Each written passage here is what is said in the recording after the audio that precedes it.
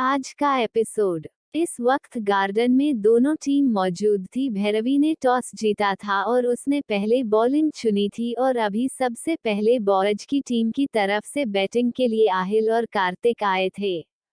और वही सारी गर्ल्स और लेडीज अपनी अपनी जगह लेकर खड़े हुए थे। अशोक जी अंपायर बने थे, वही बाकी के लड़के एक टेंट के नीचे जो कि झोपड़ी की तरह बना हुआ था उसके नीचे कुर्सियों पर बैठे हुए थे। अरमान बिल्कुल शांत था, उसके फेस पर कोई एक्सप्रेशन नहीं थी। वह एक तक अपनी एंजल को देख रहा था जो कि बिल्कुल जोश में खेलने के लिए तैयार लग रही थी, पर वह ये बात अच्छे से जानता था कि यह जोश बस कुछ ही वक्त का है, क्योंकि सुकून कितने आलसी है यह अरमान से बेहतर कौन ही जान सकता था।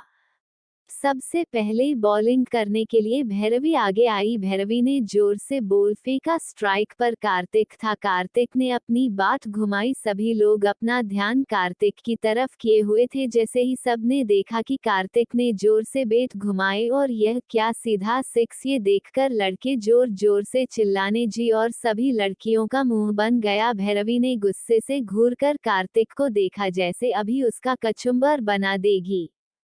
भैरवी के इतने फनी एक्सप्रेशन देखकर सबको बहुत हंसी आ रही थी, पर सबने खुद को कंट्रोल किया, क्योंकि अगर वह भैरवी को गुस्सा आ जाता तो ना वह खुद खेलती ना किसी को खेलने देती, और बाकी सब उसका मूड खराब नहीं करना चाहते थे। इस वजह से सबने अपनी हंसी को कंट्रोल किया। भैरवी ने घूरकर आर्यन को देखा जो पागलों की तरह जोर जोर से हंस रहा था, क्योंकि भैरवी इतनी फनी एक्सप्रेशन दे रही थी कि आर्यन खुद को कंट्रोल ही नहीं कर पाया। भैरवी ने पहले गुस्से से घूरकर आर्यन को देखा और बाद में उसे इतना खुलकर मुस्कुराते देखकर उसके फेस पर भी एक छोटी सी स्माइल आ गई। आर्यन जब हंसता था तब उसके गालों पर डिंपल पते थे। आर्यन इतना हैंडसम था कि कोई लड़का भी उसे देखकर खुद को उसे एडमायर करने से ना रोक पाए, और फिर भैरवी तो आर्यन से प्यार करती थी तो वह खुद को कैसे उसके चाम से बचा पाती। भैरवी की स्माइल सबने देखी, सबको ये देखकर बहुत अच्छा लगा कि भले ही भैरवी एक नंबर किस जिद्दी और बच्चों जैसी हरकतें करती है, पर वह उतना ही प्यार आर्यन से भी करती है। आर्यन ने खुद की हंसी को कंट्रोल किया और भैरवी को देखकर थम्स अप का इशारा करके कहा, जान यू कैन डू इट। वही आर्यन की बात सुनकर भैरवी ने अपना मुंह टेढ़ा करके आर्यन को देखा और अपनी नजर वापस से कार्तिक की ओर घुमाई, और उसे घूरकर देखने के बाद उसने फिर से बॉल उठाया और दूसरा बॉल फेंका। दूसरा बॉल भी कार्तिक ने अपने बाट उठाकर जोर से मारा। सबको लगा कि यह फिर से सिक्स क्या फिर चौका लगेगा, पर यह क्या, वह बॉल सीधा हमारी नन्ही सुकून जो कि बाउंड्री के पास खड़ी थी उसके हाथ में अपने आप चला गया। सुकून का मुंह हैरानी से खुला रह गया, क्योंकि उसने अपने कैप सही करने के लिए हाथ उठाया था, पर अचानक से बॉल ही उसके हाथ में आ गया। सबका मुंह खुला का खुला रह गया, क्योंकि वह बॉल बाउंड्री के बिल्कुल नजदीक था। अगर सुकून के हाथ में बॉल नहीं गया होता तो ये भी सिक्स था। वही कार्तिक का मुंह खुला रह गया। उसने खुद से कहा, मेरी बहन भी पराई हो गई, अपने इकलौते भाई को आउट कर दिया। इतना कहकर कार्तिक मुंह बनाकर वहां से जाने लगा। वही सारी लड़कियां जोर जोर से एक दूसरे के गले लगकर चिल्लाने लगी। हमारी मासूम सुकून अभी भी बॉल को हाथ में लेकर टिमटिमाती आंखों से देख रही थी। उसे तो पता ही नहीं चला कि उसने अपने प्यारे भाई को मैदान से चलता बना दिया। वही भैरवी दौड़ते हुए सुकून के पास गई और उसे गोद में उठाकर गोल गोल घुमाने लगी। सुकून ने अपने दोनों हाथों को भैरवी के गले में लपेटा और कहा, बुआ ये तो अपने आप आ गए, सच्ची हमने जान के नहीं पकड़ा।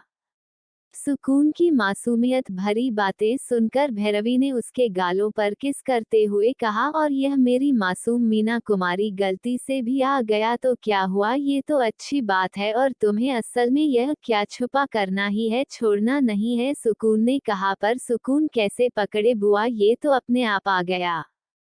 भैरवी ने कहा, वह इसीलिए क्योंकि तुम मेरी तरह ब्यूटीफुल और क्यूट हो, पर मुझसे कम। भैरवी की बात सुनकर सुकून ने फिर से कहा, गलत बात, सुकून ज्यादा क्यूट है आपसे। इससे पहले कि दोनों आपस में फिर से लड़ना शुरू कर देते कि ज्यादा क्यूट कौन है, उतने में ही वहां पर बाकी सब भी आ गए। दिव्या और आरजू ने भैरवी को सुकून को उतारने को कहा। सुकून को नीचे उतार कर भैरवी ने ठीक से खड़ा किया। दिव्या और आरजू कसके सुकून के गले लग गई। सुकून ने भी दोनों को गले लगाया। दिव्या ने एक्साइटेड होते हुए कहा, सुकून तुमने कैसे कैच पकड़ा होगी इतना ऊंचा। सुकून अपने टिमटिमाती आंखों से कहा, वह तो अपने आप आ गया। सुकून तो बस अपना सही करने के लिए हाथ उठाया था, पर वो अपने आप सुकून के हाथ में आ गया। सुकून की बात सुनकर आरजू ने सुकून के दोनों गालों को प्यार से खींचते हुए कहा, तुम कितने क्यूट हो। वही यह सुनकर हमारी सुकून का ध्यान कैच वाली बात से निकलकर अपनी क्यूटनेस पर आ गया। उसने अपनी टिमटिमाती आंखों से को देखा और मुस्कुराकर भैरवी को देखकर का देखा। बुआ आरजू ने भी कहा कि सुकून सबसे क्यूट है, आप तो मानती ही नहीं हो सुकून आपसे क्यूट है। भैरवी ने मुंह फुलाकर आरजू को देखा और कहा, एहसान फरामोश आरजू, अपनी बुआ को छोड़कर तुम अपनी होने वाली भाभी की अभी से चापलूसी करने लगी। आरजू ने अपने दांत दिखाकर कहा, आप तो क्यूटी पाई बुआ हो, पर फिर भी ज्यादा क्यूट ही तो मेरी होने वाली भाभी है। इतना कहकर उसने सुकून के गालों को खींचा। वही अरमान जो अपनी एंजल के करीब इतने सारे लोगों को देखकर जल भून रहा था, उससे अब और बर्दाश्त नहीं हुआ। वह अपनी जगह से खड़ा हुआ और अपने लंबे कदम लेते हुए सबके पास आ गया। ऐसे अचानक से अरमान को अपने पास आया देख भैरवी ने घूरकर अरमान को देखा और कहा, तुम यहाँ क्या कर रहे हो। आज हम सब दुश्मन हैं और तुम हमारे दुश्मन टीम के सदस्य हो, तो तुम हमारे यहाँ पर स्ट्रेटजी जानने नहीं आ सकते हो। अरमान ने घूरकर भैरवी को देखा और कहा, स्टॉप इट बुआ। फिर उसने सुकून की तरफ देखा जो दिव्या और आरजू से चिपक कर खड़ी हुई थी। अरमान आगे बढ़ा और उसने सुकून को अपनी गोद में उठाया और उसके दोनों गालों को अपनी रुमाल से पूछते हुए कहा, एंजल कितनी बार कहा है किसी को अपने इन क्यूट गालों को टच मत करने दिया करो, और किस तो बिल्कुल भी नहीं, आपने क्यों करने दिया। इतना कहकर उसने बारी बारी उसके दोनों गालों को चूमा। अरमान सबकी छुअन अपनी एंजल से मिटा देना चाहता था। उसे सुकून पर सिर्फ खुद की छुअन चाहिए थी। वही यह सब देखकर भैरवी, आरजू और दिव्या का मुंह बन गया। वह भैरवी ने थोड़ा गुस्सा करते हुए अरमान से कहा, अरमान क्या मैं कोई वायरस हूँ। अरमान ने बिना किसी एक्सप्रेशन की कहा, अगर आप मानती है तो होंगी। वही अरमान का जवाब सुनकर सबकी हंसी छूट गई। सबको ऐसे हंसता देख और अरमान का खुद को मजाक उड़ाता देख भैरवी ने गुस्से से घूर कर अरमान को देखा और कहा, अरमान तुम एहसान फरामोश हो, तुम अपनी क्यूटी पाई बुआ को भूल गए। लोग तो शादी के बाद बदल जाते हैं, तुम तो अभी से बदल गए हैं। भगवान, मेरा हैंडसम बॉय अरमान बदल गया। जब बचपन में मैंने तुमसे कहा था कि बड़े होकर गर्लफ्रेंड मैं ढूंढ दूंगी तुम्हारे लिए, तुमने पहले ही खुद के लिए गर्लफ्रेंड ढूंढ ली और उसे किसी को छूने भी नहीं देते। जलकुक दे अरमान। अरमान ने भैरवी की सारी बातों को पूरी तरह से इग्नोर किया। ये देखकर भैरवी का और ज्यादा मुंह बन गया और सुकून खिलखिलाकर हंसने लगी। सुकून की हंसी इतनी प्यारी थी कि सब लोग उसकी हंसी में ही खो गए। अरमान प्यार से अपने एंजल को निहार रहा था जो किसी फरिश्ते से कम नहीं थी उसके लिए। अरमान ने अपने आसपास देखा, सभी लोग सुकून को हंसता देखकर मुस्कुरा रहे थे, पर ये देखकर हमारे अरमान बाबू का जलेबी मोड ऑन हो गया। आखिर हमारा अरमान ये कैसे सहन कर सकता था कि उसके अलावा कोई और उसकी एंजल की खूबसूरत हंसी को देखे। उसने जल्दी से सुकून का चेहरा अपने सीने में छुपाया और सबको घूर कर देखा, जैसे कह रहा हो, मेरी एंजल को देखना बंद करो। ये देखकर सबका मुंह बन गया। सीता जी ने भी इस बार अरमान से कहा, अरमान आप ज्यादा ही जलकुकड़े हो गए हो। अरमान ने बिना किसी एक्सप्रेशन के कहा, आई डोंट केयर, पर मेरी एंजल को मेरे अलावा कोई नहीं देख सकता, ना प्यार से ना गुस्से से। भैरवी ने मुंह बनाकर अरमान से कहा, तो फिर कैसे देखे हम तो आंखों से देखते हैं। भैरवी की बात सुनकर आरजू की हंसी निकल गई। अरमान ने घूर कर आरजू को देखा और कहा, तुम्हारा प्रैक्टिस सेशन 1 घंटा बढ़ा दिया जाएगा अगले 1 हफ्ते के लिए। ये सुनकर आरजू की शक्ल रोने जैसी हो गई। आरजू ने लगभग रवासी आवाज में कहा, भाई दिस इज नॉट फेयर, पिछले हफ्ते से ही मेरी 3 घंटे प्रैक्टिस चल रही है, अगर 1 और घंटा बढ़ गया तो मैं मर जाऊंगी भाई। अरमान ने आरजू की तरह बिना देखे सुकून के सर को सहलाते हुए कहा, 4 घंटे प्रैक्टिस करने से कोई नहीं मरता और अगर तुम्हारी कंडीशन क्रिटिकल हो भी गई तो हम हॉस्पिटल में एडमिट करवा देंगे, you don't worry about it. ये सब जानते थे कि आरजू ये सब प्रैक्टिस से बचने के लिए कर रही है, पर फिर भी उन लोगों को आरजू पर दया आ रही थी क्योंकि आरजू आखिर थी तो 10 साल की बच्ची। आरजू को समझ में आ गया कि अब कुछ नहीं हो सकता, उससे खुद पर ही गुस्सा आ रहा था कि वह क्यों हंसी, पर अब तो आरजू को पनिशमेंट मिल चुकी थी, अब कुछ भी नहीं होने वाला था, इसलिए उसमें चुप रहना ही बेहतर समझा। आरजू की पनिशमेंट सुनकर भैरवी बेचारी चुप हो गई। आखिर उसे किसी भी पनिशमेंट डर जो लगता था और भैरवी मन ही मन इस बात से खुश थी कि वह बीमार है, इसलिए अरमान ने उसे कोई पनिशमेंट नहीं, वरना उसे भी कोई नहीं बचा पाता। अरमान ने सबको घूरा और सुकून को गोद से नीचे उतार कर कहा, गेम स्टार्ट करना भी है या नहीं। इतना कहकर उसने सुकून के गालों पर किस किया और वहां से वापस चला गया। अरमान के जाने के बाद भैरवी ने सुकून को देखा जो टिमटिमाती आंखों को बार बार उन सबको देख रही थी। सब ने उसके आगे हाथ जोड़ते हुए कहा, हमारी होने वाली शहजादी नहीं, हमारी होने वाली क्वीन, अगर आपकी इजाजत हो तो क्या हम अपना गेम शुरू कर सकते हैं। सुकून अपने लिए क्वीन सुनकर सुकून तो खुशी के मारे फुले नहीं समा रही थी। उसने मुस्कुराते हुए कहा, हम सच्ची में क्वीन बन गए। वही सुकून की बड़ी सी मुस्कुराहट और उसकी बेवकूफ़ी भरी बातें सुनकर सब ने अपना सर हिला दिया, पर वह चाहकर भी सुकून को कुछ नहीं कह सकते थे क्योंकि अगर सुकून को उनकी बात बुरी लगी और उसने रोना शुरू कर दिया तो अरमान उन सबको खून के आंसू रुलाएगा। ये बात सब जानते थे, यहाँ तक कि पिछले 1 महीने में भैरवी भी यह बात समझ गई थी कि अरमान सुकून के लिए कितना ज्यादा पजेसिव है। वह भैरवी ने सर हिलाकर कहा, तुम तो पैदा ही क्वीन हुई थी क्योंकि तुम्हारा किंग। इतना कहकर उसने अरमान की तरफ इशारा किया और कहा, तुम्हारा इंतजार तो कर रहा था मेरे मीना कुमारी। सुकून ने मुस्कुराते हुए, वह तो हमें पता था। और फिर उसने मुंह फुलाकर भैरवी से कहा, आप हमें मीना कुमारी मत कहो। भैरवी ने भी मुस्कुराते हुए कहा, पर यह नाम तो तुम पर सूट करता है। मीना कुमारी दिखने में भी बहुत ज्यादा हॉट थी और तुम भी तो बहुत ज्यादा क्यूट हो, मुझसे भी ज्यादा। ये बात भैरवी ने उदास मन से कही थी क्योंकि बचपन से ही भैरवी खुद के क्यूटनेस पर काफी ज्यादा ओवर कॉन्फिडेंस थी। अगर उससे ज्यादा कोई खुद को क्यूट कहे तो उसे बिल्कुल पसंद नहीं आता था, पर उसने अपनी क्यूट इमेज को सुकून के लिए छोड़ने का डिसाइड किया क्योंकि भैरवी सबसे ज्यादा अरमान से प्यार करती थी और अरमान सबसे ज्यादा सुकून से, इसीलिए वह अपनी क्यूटनेस की दुकान सुकून को दे सकती थी। सभी लोग फिर से खेलने के लिए रेडी हो गए। इस बार आर्यन आया। आर्यन अभी भी बैटिंग साइड पर खड़ा था। भैरवी ने बॉल डाला, आर्यन ने 2 बार सिंगल निकाला और 2 चौके लगा है। उसके बाद ओवर चेंज हुआ। इन लोगों का मैच 10 ओवर का ही था। अब बैटिंग साइड पर आहिल था और बॉलिंग साक्षी जी डाल रही थी।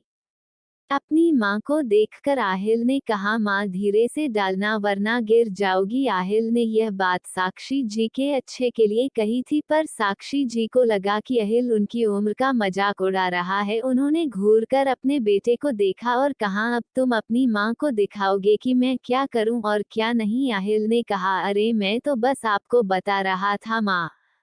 साक्षी जी ने घूरकर आहिल को देखा और कहा, हाँ समझ में आ गया मुझे, अब तुम बस बोल मारो। इतना कहकर उन्होंने गुस्से से जोर से बोल सीधा जाकर डंडी पर लगी। सबको यकीन ही नहीं हो रहा था कि साक्षी जी ने पहली ही बॉल पर आहिल को आउट कर दिया। वही आहिल को आउट होता देख साक्षी खुशी से चिल्लाने लगी। आहिल का मुंह बन गया। उसने अपनी बात उठाए और मुंह बनाकर सारी लड़कियों की तरफ देखते हुए चला गया जो एक दूसरे के साथ गले मिलकर हाईफाई दे रही थी। वह उदास मन से आकर कार्तिक के बगल में बैठ गया। उन्होंने अरमान को देखा जो बिना किसी एक्सप्रेशन के मोबाइल में कुछ कर रहा था, जैसे उसे किसी चीज से कोई फर्क ना पड़ता हो।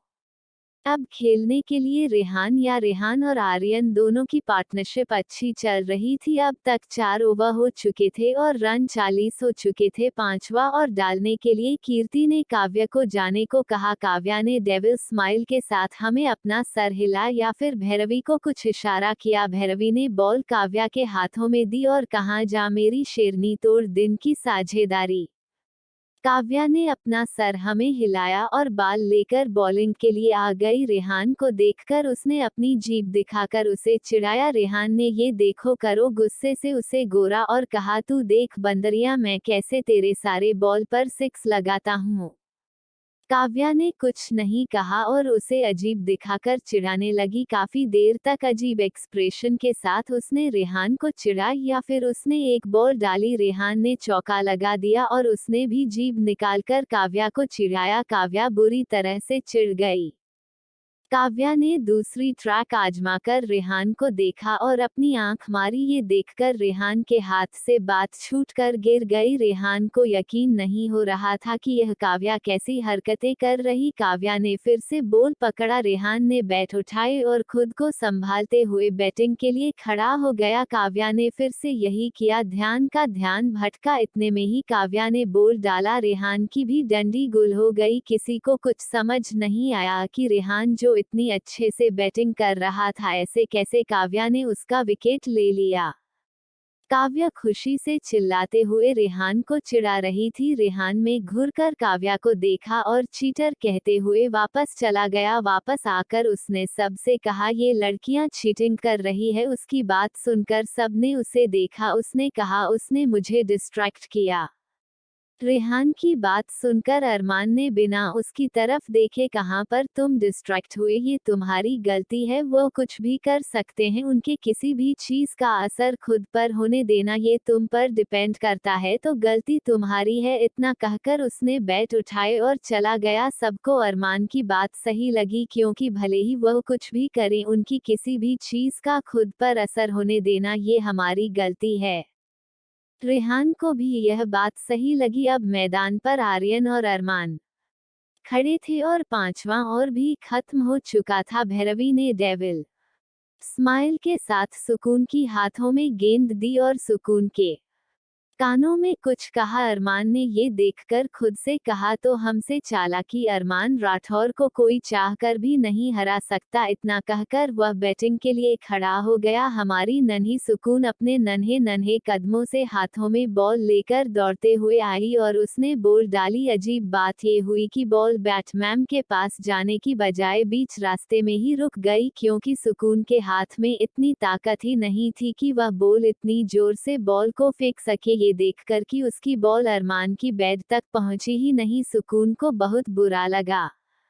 उसे लगा कि आप सब लोग उसका मजाक उड़ाएंगे। सुकून वहीं पर आरती पालथी मारकर बैठ गई और उदास सा मुंह बनाकर सबको देखने लगी। अरमान ने अपनी बाट वहीं पर रखी और चलते हुए सुकून के पास आया। उसने सुकून को देखा, जिसका चेहरा नीचे था। उसने सुकून का चेहरा ऊपर उठाकर देखा। सुकून का चेहरा रेड हो चुका था। ऐसा लग रहा था जैसे वह किसी भी वक्त रोने ही लगेगी। अरमान ने सुकून को सीने से लगाकर का, क्या हुआ एंजल? सुकून ने सुबकते हुए कहा, मिस्टर हैंडसम, हमारी बॉल तो आपके बाट के पास आई ही नहीं, सब हमारा मजाक उड़ाएंगे। इतना कहकर सुकून की बड़ी बड़ी आंखों से आंसू बहने लगे। आर्यन भी वहीं पर था। वह भी घुटनों के बल सुकून के पास बैठ गया। उसने कहा, कोई बात नहीं प्रिंसेस, आप एक और बार ट्राई करें, इस बार पक्का बॉल दूर से फेंक पाओगे। सुकून में अपना सर अरमान के सीने से निकालकर आर्यन की तरफ देखा और कहा, सच में? आर्यन ने कहा, हाँ, बस आप ट्राई करो, कोशिश करने वाले की कभी हार नहीं होती। सुकून ने अपना सर हाँ में हिलाया और फिर से खड़ी हो गई। सुकून ने बॉल डाली। इस बार बॉल अरमान के बैट पर गई। अरमान ने बैट से बॉल को मारा और 2 रन दौड़ के ले लिया। अब ओवर खत्म हो चुका था और बारी 6 ओवर की थी। अब बैटिंग के लिए आर्यन खड़ा था और उसके सामने भैरवी बॉल लेकर भैरवी ने बॉल फेंकी। आर्यन ने जल्दी से बॉल को हिट किया, बाल सीधा आकर सीताजी के हाथ में गिरी। सीताजी जो कि साइड में खड़ी थी, उन्हें यकीन ही नहीं हुआ, वह जोर से चिल्लाने लगी। आर्यन ने कहा मैं भी गया। आर्यन को देखकर भैरवी ने चिढ़ाते हुए कहा, भैरवी राठौर से तुम नहीं जीत सकते मिस्टर मल्होत्रा। आर्यन ने कहा, तो किसने कहा कि हमें आपसे जीतना है भैरवी राठौर, हमें तो आपको जीतना है। इतना कहकर आर्यन वहां से चला गया। अब आदित्य क्रीज पर उतरा। सुकून के हाथ में बॉल थी और आदित्य बैटिंग के लिए रेडी। सुकून ने बॉल फेंकी, बॉल जाकर ऐसी जगह लगी कि सब ने अपने मुंह पर हाथ रख दिया और आदित्य घुटनों के बल पर बैठ गया। आदित्य को देखकर सारे लड़के हंस रहे थे और सभी बड़ों के मुंह पर हाथ थे। तो कैसा लगा आपको इन सब का इंटरेस्टिंग में आजकल और भी कुछ पड़ा और इंटरेस्टिंग होने वाला है इनके मैच में, और फिर मैं इन सब को भेजने वाली हूँ जंगल ट्रिप पर, जहाँ पर बहुत सारे एडवेंचर होंगे सभी लोगों की जोड़ियों के साथ साथ।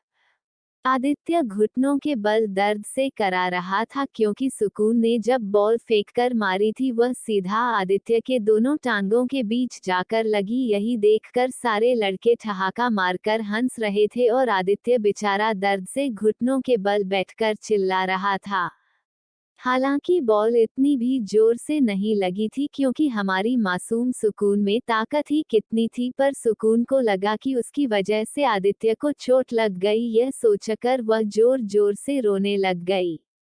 अब तक जो सभी आदित्य पर हंस रहे थे और बड़े जिनके मुंह पर आदित्य के उस जगह पर बॉल लगने की वजह से हाथ मुंह पर थे, सुकून के रोने की वजह से अचानक से वो लोग अपने सेंस में वापस आए। वही अरमान जो बिना किसी एक्सप्रेशन के आदित्य को देख रहा था। जैसे ही उसके कानों में सुकून के रोने की आवाज आई, उसकी आंखें सर्द हो गई। उसने सुकून की तरफ देखा जो दोनों पैर फोल्ड करके ग्राउंड पर बैठकर अपने मोटे मोटे आंसू बहा रही थी।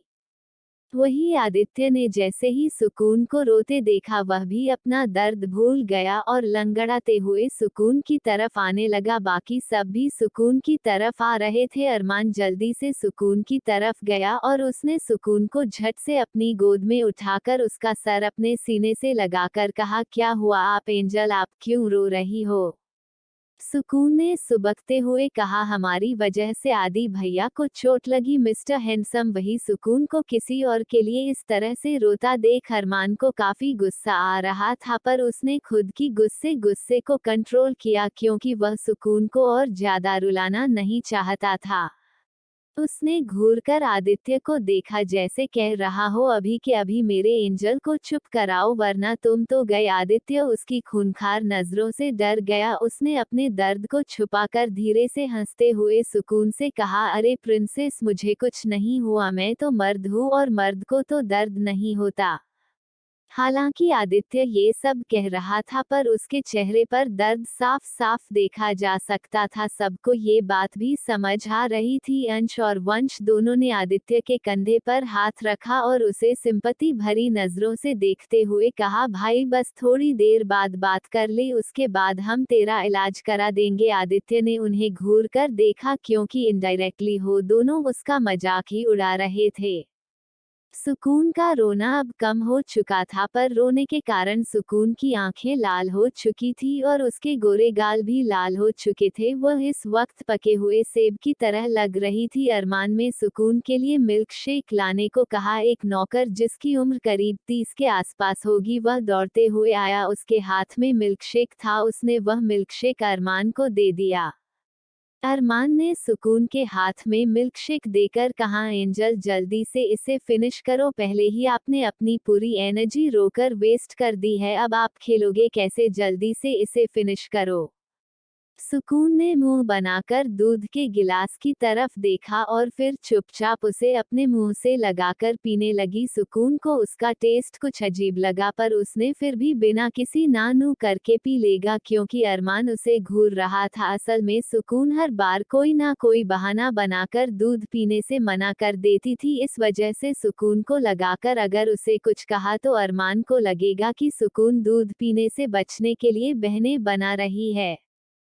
दूध पीने के बाद अरमान ने सुकून को वहीं बैठने को कहा। सुकून भी चुपचाप वहीं पर बैठ गई। दूध पीने के 1 मिनट के अंदर अंदर ही सुकून के माथे पर पसीने की बूंदें आ गई। वही सब लोग अभी भी सुकून के आसपास खड़े थे। अरमान को लगा कि सफोकेशन के कारण शायद ऐसा हो रहा है, इसलिए उसने सबको देखकर चिल्लाकर कहा, सबके सब साइड हटो। अरमान के चिल्लाने से सब साइड हट करे। सुकून अभी भी पसीने से भीगी हुई थी। अचानक से सुकून लंबी लंबी सांसें लेने लगी और सुकून के गोरे गोरे चेहरे पर रेड कलर की रेसें जाने लगी। अरमान ने सुकून को देखा, जिसका चेहरा पूरा लाल पड़ता जा रहा था और वह लंबी लंबी सांसें ले रही थी।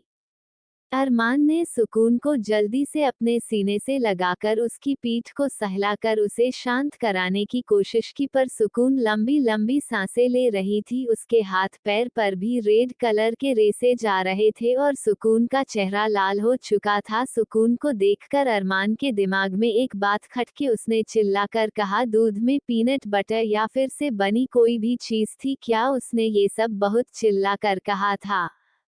सुकून को असल में पीनट से एलर्जी थी और सुकून के लिए पीनट किसी जहर से कम नहीं था। कपूर फैमिली में कोई भी पीनट का यूज नहीं करता था क्योंकि वह सुकून के लिए हार्मफुल था, इसलिए किसी को भी पीनट पसंद नहीं था। वही अरमान की बात सुनकर कार्तिक भी घबरा गया, क्योंकि कार्तिक जानता था कि एक बार सुकून की हालत कितनी ज्यादा खराब हो गई थी। डॉक्टर ने कहा था कि अगर उसे लाने में देर हो जाती तो सुकून को बचाना भी मुश्किल हो जाता।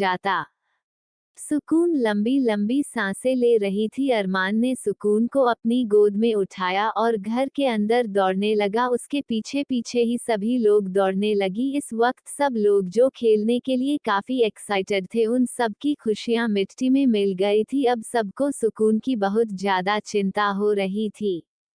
अरमान सुकून को लेकर सीधा अपने रूम में चला गया। उसने जल्दी से किसी को कॉल किया और कहा, अगले 5 मिनट के अंदर अंदर तुम मुझे विला में मिलने चाहिए, वरना तुम्हारा हॉस्पिटल बंद हो गया समझो। इतना कहकर उसने फोन कट कर दिया।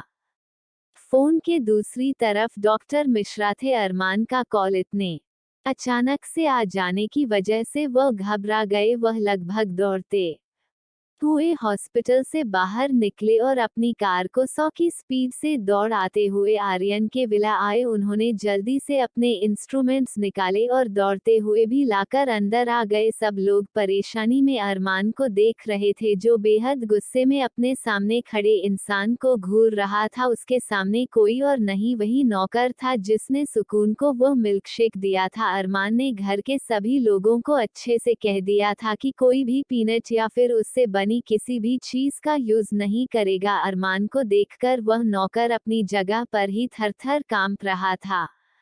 बाकी सब भी उस नौकर को गुस्से से दूर रहे थे। डॉक्टर मिश्रा दौड़ते हुए घर के अंदर आए। उन्होंने देखा माहौल कुछ अजीब था। उन्होंने अरमान को देखा। अरमान को देखते ही उनकी सिट्टी पिट्टी गुल हो गई। अरमान इस वक्त किसी राक्षस से कम नहीं लग रहा था। उसकी आंखें गुस्से से लाल हो चुकी थी। उसे देखकर कोई नहीं कह सकता था कि वह 14-15 साल का लड़का है। वह किसी बुजुर्ग की तरह लग रहा था। उसने गुस्से से घूरकर डॉक्टर मिश्रा को देखा और चिल्लाकर कहा, जल्दी चलो। इतना कहा था कि डॉक्टर मिश्रा दौड़ते हुए अरमान के पीछे चलने लगे।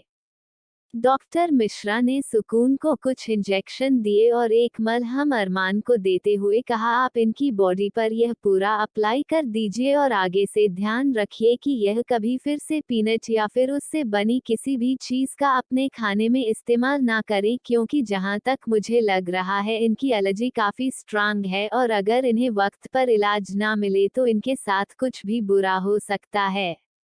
डॉक्टर मिश्रा ने इतना ही कहा था कि किसी की जलती हुई नजरें उन्हें खुद के ऊपर महसूस हुई। अरमान उन्हें खा जाने वाली नजरों से घूर रहा था। डॉक्टर मिश्रा ने डरते हुए कहा, मुझे अब चलना चाहिए मिस्टर राठौड़। इतना कहकर डॉक्टर मिश्रा वहां से ऐसे भागे जैसे उनके पीछे पागल कुत्ता पड़ गया हो।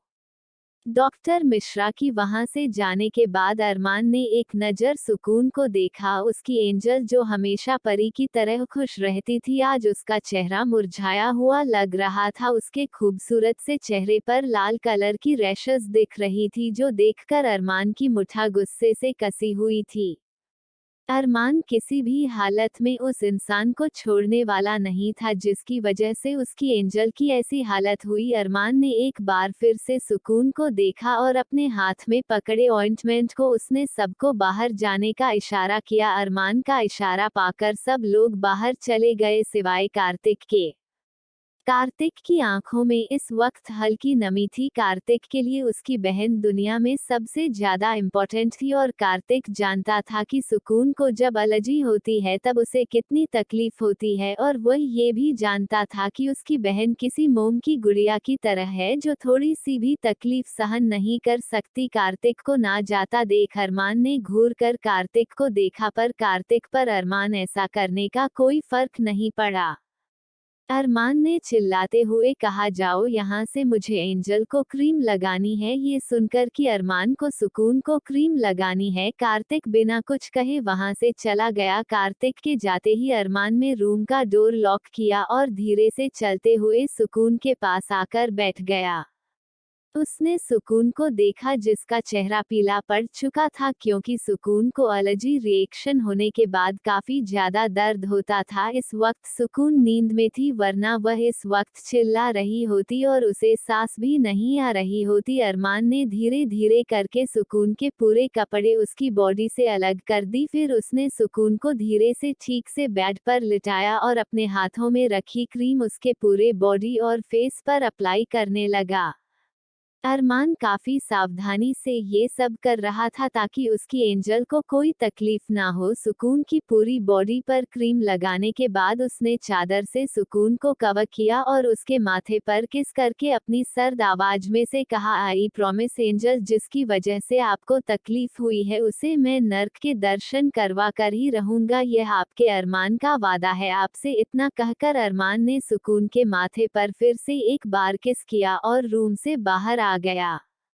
हाल में इस वक्त सभी लोग किसी मूर्ति की तरह अपने सामने चल रहा सीन देख रहे थे। घर से के बड़ों से लेकर बच्चों तक की आंखें डर के मारे कांप रही थी और उनका शरीर भी, क्योंकि उनके सामने अरमान किसी राक्षस की तरह उस नौकर की गर्दन दबा रहा था जिसने सुकून के लिए मिल्कशेक लाया था। वो नौकर गिड़गिड़ा रहा था, पर अरमान के सर पर जैसे कोई शैतान सवार हो गया था। अरमान ने उसकी गर्दन पर जोर डालते हुए कहा, आखिरी बार पूछ रहा हूँ, किसके कहने पर यह सब किया? वह नौकर ज्यादा उम्र का भी नहीं था और उसकी बॉडी भी नहीं थी। वह एक दुबला पतला सा नौकर था और अरमान 15 साल की उम्र में ही काफी ज्यादा हट्टा कट्टा और ऊंचा था, जिस वजह से वह आसानी से उस नौकर को दबाकर मार सकता था। ऊपर से अरमान को मिलिट्री ट्रेनिंग दी गई थी जिससे उसके सामने बड़े से बड़ा फाइटर भी ना टिक पाए। फिर तो एक मामूली नौकर की बात थी, उस नौकर की सांसें अरमान के गर्दन दबाने के कारण उखड़ रही थी।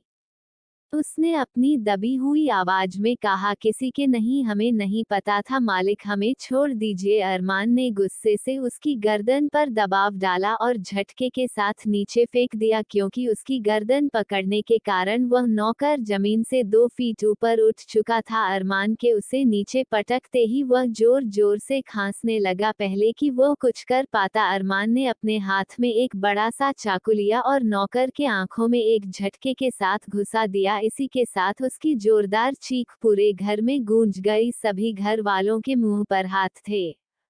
कबीर ओम को ज्यादा फर्क नहीं पड़ा क्योंकि उन दोनों ने अरमान का ये रूप पहले भी कई बार देखा था। अशोक जी को भी ज्यादा फर्क नहीं पड़ा, पर बाकियों का तो हाल बेहाल हो चुका था। खास करके दिव्या, आरजू, काव्या, कीर्ति और अनन्या का सभी अपनी जगह पर खड़ी होकर थर-थर कांप रही थी। लड़कों के रिएक्शन कुछ ज्यादा खराब नहीं थी क्योंकि अरमान ने सभी की सेफ्टी के लिए सभी लड़कों को जबरदस्ती मिलिट्री ट्रेनिंग दिलवाई थी। वह लोग अरमान जितने तो नहीं, पर नॉर्मल लोगों के साथ लड़ने के लिए काफी स्ट्रांग थे। आदित्य ने अपना मुंह टेढ़ा करके अंश के कान में कहा, भाई इसके सर पर तो खून सवार हो गया है, मुझे तो पक्का यकीन है आज इस नौकर के जान तो गई। आदित्य की बात कर अंश ने गुस्से से कहा, आखिर उसने गलती भी की है, मेरी प्रिंसेस को कितनी ज्यादा तकलीफ हुई। अंश, वंश, रोहन, कार्तिक के लिए उनकी बहन दुनिया में सबसे ज्यादा इम्पोर्टेंट इंसान थी। क्योंकि वह इकलौती बहन थी उनकी और जब भी बात सुकून की आती थी वह चारों भी किसी पर कोई रहम नहीं खाते थे और यह बात तो सुकून के कंडीशन खराब होने की थी। अगर कोई सुकून को छोटी सी भी चोट पहुंचा दे तो सब लोगों की जान हलक में आ जाती थी और आज इस नौकर की वजह से उसकी बहन बिस्तर पर दर्द में पड़ी हुई है, ये बात सोचकर ही अंश और वंश के तन बदन में आग लग रही थी। अंश की बात सुनकर आदित्य ने कहा, अरे भाई मैंने कब कहा कि उसने गलती नहीं की, पर जान लेना थोड़ी बड़ी बात नहीं है। आदित्य की बात सुनकर वंश जो कि उसके दूसरी साइड खड़ा था उसने आदित्य की गर्दन को पकड़ते हुए कहा, अगर तुमने अपनी बकवास बातें बंद नहीं की तो तुम्हारी गर्दन में यहीं पर दबाकर तुम्हें मार डालूंगा। इस वक्त वंश की आंखें भी गुस्से से लाल थी। दोनों भाइयों का ऐसा रिएक्शन देखकर आदित्य ने अपना मुंह बंद करना ही ठीक समझा। वही दिव्या और आरजू अपनी जगह पर खड़ी होकर कांप रही थी। अरमान ने वह चाकू घुसाने के बाद उस नौकर को देखा जो दर्द से तड़पकर जोर जोर से चिल्ला रहा था। अरमान ने बहुत ही ज्यादा डरावनी आवाज है उससे कहा, आखिरी मौका दे रहा हूँ, बताओ किसके कहने पर यह सब किया तुमने। उस नौकर ने रोते हुए कहा, मालिक हम नहीं बता सकते वरना वह हमारे परिवार को मार डालेगा। इतना कहकर वह नौकर जोर जोर से रोने लगा। अरमान ने एक झटके के साथ वह चाकू उसकी आंखों से निकालकर उसकी दूसरी आंख में डाल दी। इसी के साथ उस नौकर की एक जोरदार चीख फिर से पूरे घर में गूंजी। वह नौकर अब आधी बेहोशी की हालत में आ गया था, उसकी दोनों आंखों से खून की धार निकल रही थी। अरमान के कपड़ों पर भी खून लगा हुआ था। उस वक्त का नरक का राजा लग रहा था, पर अरमान को इस बात से कोई फर्क नहीं पड़ रहा था कि वह कितना डरावना लग रहा है। घरवालों की भी हालत अरमान को देखकर टाइट हो चुकी थी। उन्हें यकीन नहीं हो रहा था कि उनका बेटा इतनी सी उम्र में इतना ज्यादा खतरनाक हो गया है। हालांकि जब रंजन राणा को अरमान ने मारा था तब वह इससे भी ज्यादा छोटा था और सभी घर वालों ने अपनी आंखों से देखा था, पर अब उस बात को 4 से 5 साल हो चुके थे और घर वालों को तो याद दिलाने के बाद ही वह बात याद आती थी। पर अब फिर से अरमान का ये रूप देखकर सब लोगों को अरमान से काफी डर लगने लगा। भैरवी भी डर के मारे आर्यन से चिपकी हुई थी। आर्यन भी बिना किसी एक्सप्रेशन के अरमान को देख रहा था। अरमान ने वह चाकू उसकी आंखों में गोल गोल घुमा कर कहा, लास्ट चांस। नौकर ने अपने बेहोशी की हालत में अपनी लड़खड़ा जुबान में कहा, बादशाह। इतना कहकर वह नौकर चुप हो गया। उसके मुंह से यह नाम सुनकर हॉल में खड़े सभी लोगों के कान खड़े हो गए, क्योंकि यह नाम उनमें से किसी ने नहीं सुना था सिवाय कार्तिक, आहिल, अरमान, आर्यन, कबीर और उनके इन पांचों के एक्सप्रेशन बहुत ज्यादा बदल गए। अरमान ने सार्कास्टिक वे में कहा, तो अब वह कुत्ता अरमान राठौड़ से पंगा लेगा। इतना कहकर अरमान ने वह चाकू उस नौकर की आंख से निकालकर उसके सीने में लगातार घूम लिया। अरमान में 10 से 12 बार उसके सीने में वार किया। उसकी अतरिया भी बाहर निकल चुकी थी। अरमान का पूरा चेहरा और कपड़े खून से भर चुके थे और वहां पर उस नौकर की लाश खून से लथपथ चिथड़ों के साथ पड़ी हुई थी। अरमान को देखकर इस वक्त कोई भी डर से भाग जाए, यही हाल घर के सभी लोगों का भी था। किसी को अपनी आंखों पर यकीन नहीं हो रहा था कि सिर्फ सुकून की तबीयत खराब होने की वजह से अरमान ने उस आदमी की यह हालत की। सब लोगों को अब सुकून को लेकर अरमान की दीवानगी के लिए काफी डर लग रहा था। अरमान ने उस आदमी की लाश को देखकर अजीब तरह से मुस्कुराते हुए कहा, जो भी मेरी एंजल को तकलीफ पहुंचाएगा उसका पता ऐसे ही दुनिया से कट जाएगा। इतना कहकर अरमान ने चाकू उठाकर उस आदमी के पेट के बीचों बीच घुसाकर चीरा लगा दिया।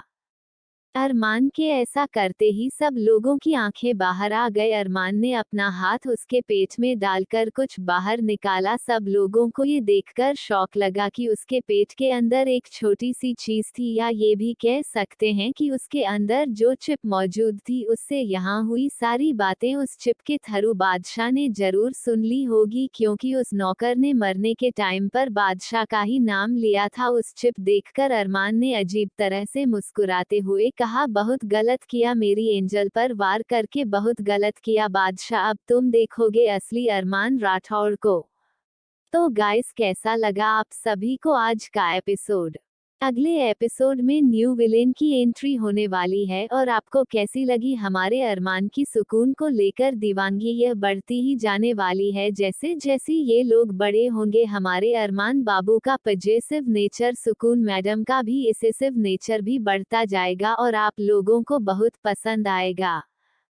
क्या होगा जानने के लिए बने रहे मेरे साथ अगले एपिसोड के लिए। यार मैं क्या करूं, मैंने सोचा था कल एक और एपिसोड लिखो पर पता नहीं यार अचानक से मौसम बहुत खराब हो गया और मेरी मम्मी ने स्ट्रिक्ट वार्निंग दी कि मैं नेट का यूज बिल्कुल ना करो। पता नहीं यार हर रोज शाम को हमारे यहाँ मतलब जहाँ पर मैं रहती हूँ अचानक से तूफान शुरू हो जाता है, बहुत जोर से हवाएं चलती है पर पता नहीं बारिश ही नहीं होती, बिजली अभी कड़कती है और लिटरली काय मुझे बिल्कुल भी ऐसा मौसम पसंद नहीं है क्योंकि मम्मा बहुत गुस्सा करती है अगर मैं मोबाइल का यूज करो ऐसे मौसम में।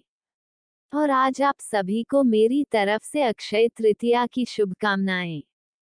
यार हम यहाँ पर इसे तीज कहते हैं और मैं महाराष्ट्र के विदर्भ से बिलोंग करती हूँ। यहाँ पर हम गर्मियों के मौसम में तीज से पहले पापड़, कुरडई, शिव भैया बहुत कुछ बनाते हैं जो कि हम तीज के दिन पर सब कुछ पहली बार बनाते हैं और फिर उसका हमारे पूर्वजों को भोग लगाते हैं जिनकी डेथ हो चुकी है। आपकी यहाँ पर भी ऐसा करते हैं क्या? अगर हाँ तो मुझे कमेंट बॉक्स में बताना यार। मैं अपने कुछ ओपिनियन होते हैं या फिर कुछ ऐसी बातें जो मैं आप लोगों के साथ शेयर करना चाहती हूँ, इसलिए मैं यहाँ पर उन्हें लिखती हूँ। अगर आप लोगों को पसंद नहीं तो कमेंट बॉक्स में बताना, मैं बेवजह बकवास करके आपको परेशान नहीं करूंगी। Bye bye.